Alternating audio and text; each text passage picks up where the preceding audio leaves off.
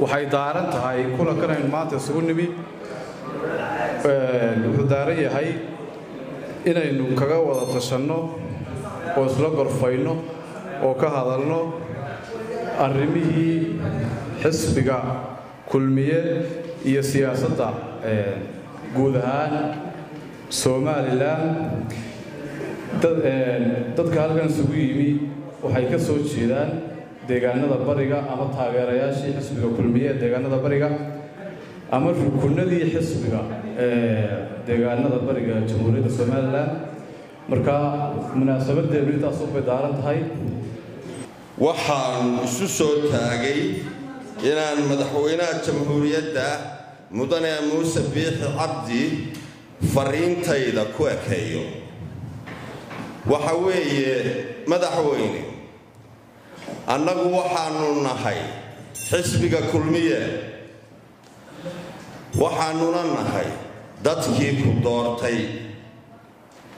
ee tacabka weyn ku galiyay ee kartidooda iyo aqoontoodaba kursiga kuugu boobay ee kugu saaray baanu nahay afkoodaan ku hadlayaa scientifically haddaan caddeeyo cidda aan afkooda ku hadlayo waa habar jalo madaxweyne annagu waxaanu nahay raggii ina cigaal doortay waxaanu nahay raggii ina cigaal doortay ee ballanta la galay beelaha walaalaayo ee subeerawal ballantaanu la galay waxay ahayd guddoomiyaha guurtida qaata waa nagaga baxdeen waxa u sharaxnaa Axmed Xaaji Cabdi Ducaale Axmed Gurey waa nagaga baxdeenoo ina Sheekh Madar ayaa raacdeen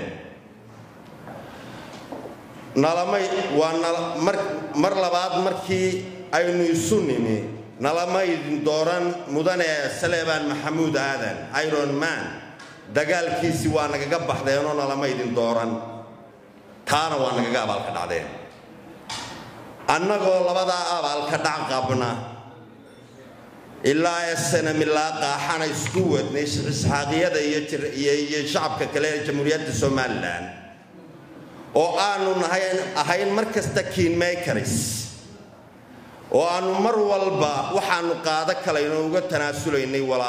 walaaltinimada maanta waxaa naga go'an inaanu taariikhda si dhaba uga sheekayno isla markaasna ka go'an qaadano halka geela iyagu maray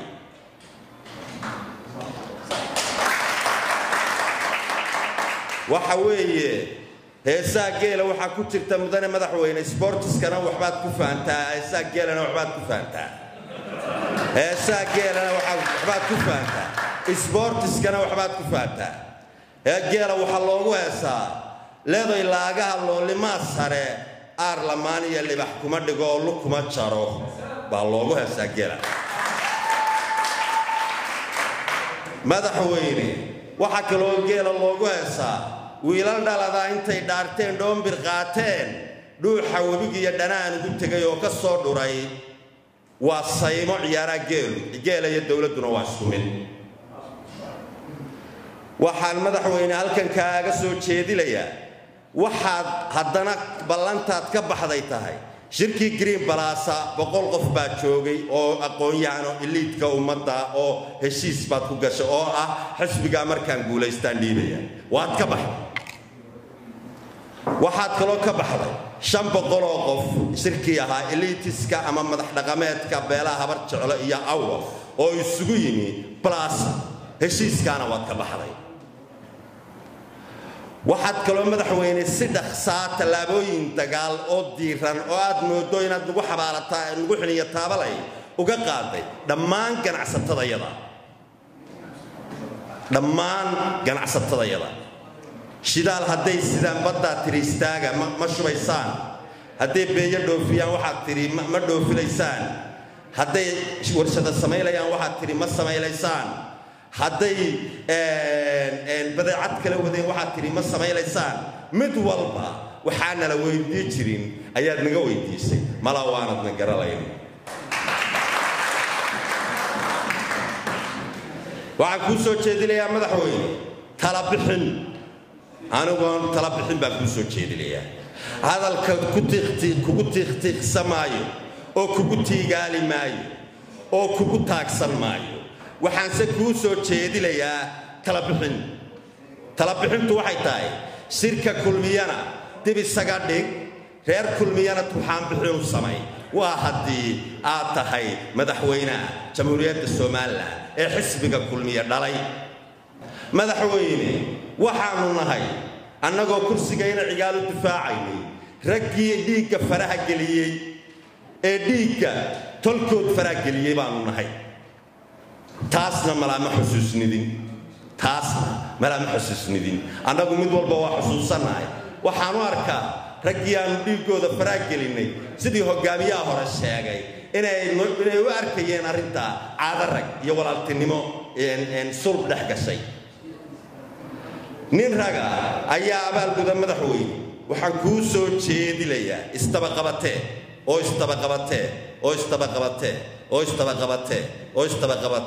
oo xisbiga kulmiye kama tanaasulayno doonistiisa xisbiga kulmiye taladiisa badka soo dhig wasalaamu calaykum waraxmatullaahi wabarakaatu waxaan halkan fariin u marinayaa madaxweynaha qaranka mudane madaxweyne dhallinyaradii shaqaalaha dawladda ahayd ee u soo halgantay sidii aad madaxweynaha u noqon lahayd shalay ee lagu bogaadinayay halgankaas waa la wadeeriyey taas beddelkeeda waxaa la dallacsiiyey shaqaalihii dhallinyaradaas la midka ahaa ee caadaystay aflagaadaynta mas-uuliyiinta xukuumaddii Siilaayo iyo mas-uuliyiinta xisbiyada mucaaradka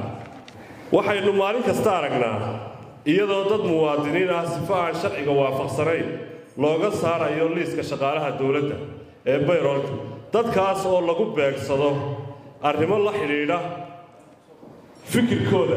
iyo haybtooda waxaanu ka xunnahay in muddadii aad talada haysay ay hay-addii shaqaaluhu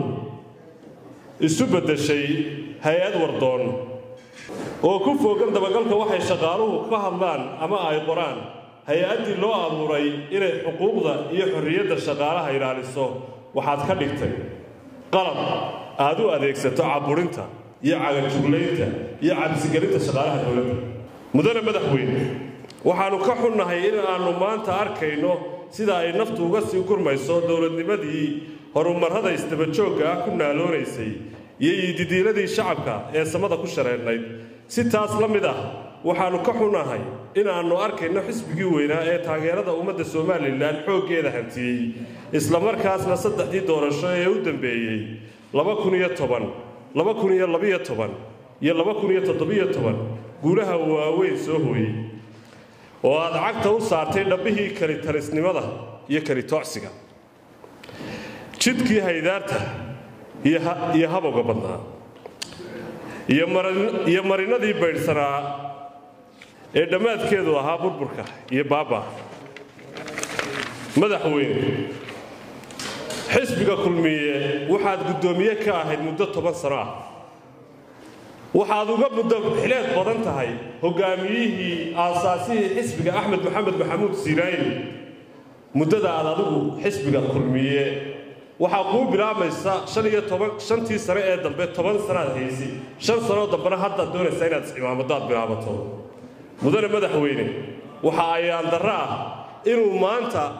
ka huleelay oo iskaga tegay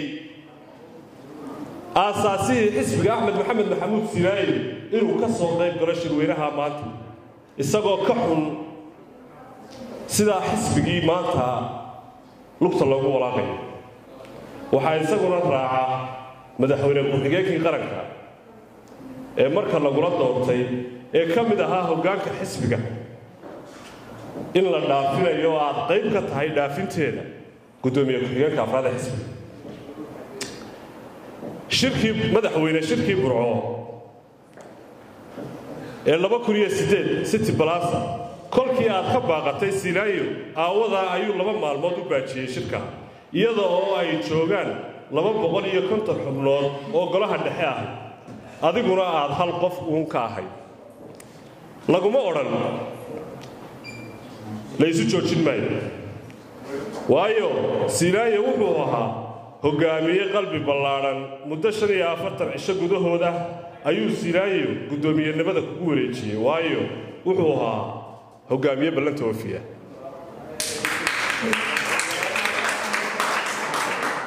madaxweyne ballantii wareejinta xisbiga ee aad dhowrka jeer madalaha loo dhanyahay ku gashay ma aha wax kaaga hadhaya isdiidsiin kagamana baxsan kartid jawaab dafiraad ah oo aad hadba mid shaqaalahaaga dhagaha nugula aad u soo dhiibtid madaxweyne xuurtaysiga xisbiga iyo afduubka aanad u aabba yeelin waanu u jeednaa ee waxaannu ku leenahay waxaad ka hesho cidna waxbaa ka sini waxaannu hubnaa inaad ballantaas garawsan doontid maalin maalmaha ka mid ah oo aanay talo kuu noolayn toobadina aanay kuu furnayn gabay uu lahaa saahid qamaan bulxan ayaa waxaa ku jirtay masow aabbahay iyo waxaan magan ka soo gaadhay ragga waxaan ku maamulay ama ku maamuusi mase inaannu nahay oo talo meerta noo tahay tolliima meerta noo tahay masallaha ninkaan ii dhigayn midig ma saaraayo ninkii aniga iga maarmi kara uma muraad yeesho sidii koran xiniyaha la muday uma malownaado wabilaahi towfiiq intaas mudane madaxweyne waxaan leenahay haddaan nahay dadka ka soo jeeda deegaanada bariga somalilan gaar ahaan beesha habar jeclo waxaa lagu siiyey codka waxaa lagu raaciyey hiil iyo hoo waa lagu hagar baxay wax waloo halkaa lagu gen karay waa lagu geeyey laakiin tii dabadeed waxaa maanta la taagan yahay in xukuumaddaadii muddo 3 sanno ah ay dhammaysatay wax maanta looga hayo waxqabada inaanay jirin isla markaasina waxaa lagu calaamadsaday inay dhinac ka raran tahay marka ay noqoto xagga saami qaybsiga waxaa beelaha somalilan wada degaay ee wada dhistay somalilan ay maanta ay ka wada qatan yihiin badidu kuwa darafyaduna habakasi xag jiraane saami qaybsigii xukuumadda waxaa 45% xukuumaddaadu aad ku magacaawday 45% digreetooyinkii xukuumaddaada waxa aad u sadbursisay beesha ay iyagu ka hadlayaan saami qaybsi amaba ay ka hadlayaan cabashadoodii marka aad tahay madaxweynihii dalka u sarreeyey madax meel ka sarreysoo la taabta aanay jirin adigaaga lagu caban lahaa maalin walba ummadda cabasho la soo hor istaagtid adigaaga iyagoodii dib uga cabatid taas waxa ay muujinaysaa hanaanka aad doonaysid in wax ay ku dambeeyaan amaba ay wax ku dhammaadaan dhammaantooda tahay beelweyntii ama labeentii somalilan runtiina waa quwadda ugu weyn aynu odhan karno somalilan laakiin muuse iyo sidii maxay ahayd loogu hagarbaxay ee beeshan ugu hagarbaxday ee somalilan loo dhaafiyey iyo asxaabtii la tartamaysay iyo sidoo abaallaawa u noqday baan ka hadlayaa run ahaantii muuse biixii annagu dee waanu aragnay horaan u aragnay inta idinka soo horjeeday laakiin waa la mahadi maanta dad nala aragteen waa guul weyn taa markaan soo dhaafo waxaan odhan karaa horta muuse wuxuu baabiinayaa ama burushu sitaa waxqabadkii axmed maxamuud siilaayo kaasoo aan la baabiin karayn sacabna lagu qarin karin 7 sano uu dalka hayeyna heerka somalilan gaarsiiyey aan madaxweyne horena gaarsiin mid ka dambeeyana aan gaarsiin doonin insha Allah billahi karim marka koow laga bilaabo ganacsatadeennii inuu muuse biixi cabdi oo madaxweynaha qaranka maanta ah oo aynu inagu gacanteena ku doorannay inuu ganacsatadeennu isagu maanta gacantiisa ku dilayo waxa koow ka ah oo aad arkaysaan diyaaradihii falay Dubai Air Carabiya oo imika sanad dhow ay ku dhowday muddada xidhan yihiin cid kastoo wax garada iyo cid kastoo muhiima iyo cid kastoo indha garada muuse biixi oo tagto waxay ku diyaaradaha furo muuse biixi uu diiday inuu furo waxaanu doorkaas siiyey oo ku shaqaysanaya inanka uu abtiga u yahay ee Cabdiqafaar oo ah ninka diyaaradihii inta Air Carabiya iyo falay Dubai loo xidhay isagu kala gooshay imika maxay haytay arsababa iyo inuu tigidhada intuu jaro uu arsababe dadka geeyo haddana uu halkaa uga sii sameeyo goo kale waxaad arkaysaan oo jirta tigidhada maanta xilligii daahir riyaale intii ay marayeen tigidhadu markii cawaaqib xumadaasi dhacday ee tigidhadii diyaaradihii duulayay la xidhay inay xilligii daahir riyaale dalka ka taligay intay tigidhadu qiimaha marayeen maanta ay ka qaalisan yihiin oo halka tigidhada googa ahi uu marayo $800 laba wasiir oo Muuse Biixi u nacamleeyeen leena oo yiraahdo ku soco dahabshiil yiraahdo oo yiraahdo ku soco barqad oo yiraahdo ku soco falay duway oo yiraahdo ku soco ina harbi ayaynu leenahay laakiin wasiirro badan ma lihin Muuse Biixi wuxuu bareeray inuu dhaawac weyn gaarsiiyo sharayga ay leeyihiin درج محترمة وبيشن كسوتشيدا أريد كاسو أرنا عداوت وين دلنا إن جناس الله يسكلا دجالمو وكيتش ورويا ودجال كيتشدا الله يلا دجال كيتشدا الله يلا كاس ودجال كيتشدا لقى حقو وحنلين هاي دجال كاس كذا أنا بدمري عيال باكسوت لنا يا ومدحوينا وديبيا نبى لقول بري gabadh buu guursaday gabadhii markuu guursaday ayaa la war gabadh uur ma ku leedahay masuul way ku qasbantahay haddaan ninka ka baryayaa Muuse Biixi waxaan leeyahay horta xisbiga laga bari maayo